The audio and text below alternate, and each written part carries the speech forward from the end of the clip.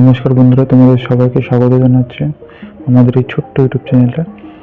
Recently কাশ্মীরের কিস্তোয়াড়ে নিরাপত্তা বাহিনী এবং জঙ্গিদের সাথে হাতাহাতি শুরু হয়েছে। এবার সেই নিয়ে আজকের এই আপডেট। আমাদের ইন্টেলিজেন্স ইনপুটের দ্বারা যখন খবর পেয়েছে যে হ্যাঁ এখানে জঙ্গি থাকার সম্ভাবনা আছে, তখনই সেই খবরটা ভারতীয় সেনাবাহিনী এবং অন্যান্য যে নিরাপত্তা বাহিনী আছে তাদেরকে দেওয়া হয়।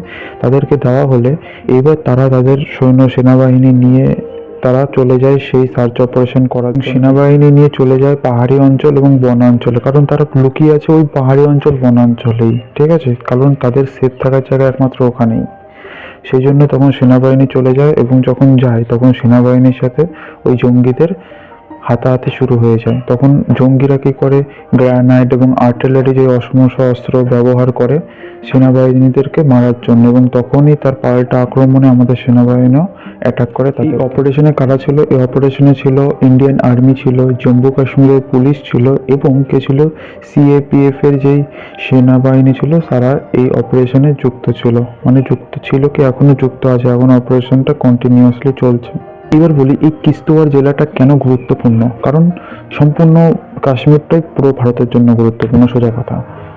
আর এটা মেন গুরুত্বপূর্ণ এটা যে এটা চেনাব ভ্যালির রিজন, এই এলাকাটা চেনাব ভ্যালি আছে, ঠিক আছে, এবং এই এলাকাটা প্রচণ্ড পরিমাণে পাহাড়, দুর্গম এলাকা, প্রচণ্ড পরিমাণে ঘন জঙ্গল আছে এবং কম জনবসতি, কারণ পাহাড়ি এলাকা জনবসতি সেরকম থাকবে না, এটা হলো মেন বিষয়। আর পাহাড়ি এলাকা হওয়ার জন্য তাদের জন্য একটা এটাই সুবিধা যে তারা লুকিয়ে থাকতে পারবে, দৌড়াতে পারবে, মানে তাদের লুকানোর অপশানটা ভালো আছে।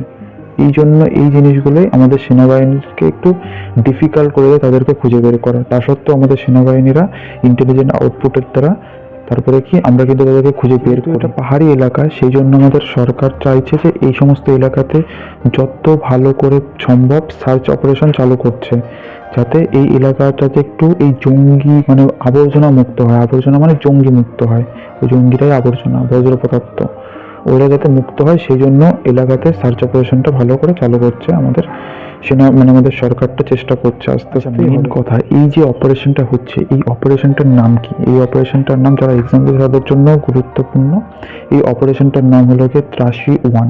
এই অপারেশনটার নাম ত্রাসি-1, ঠিক আছে।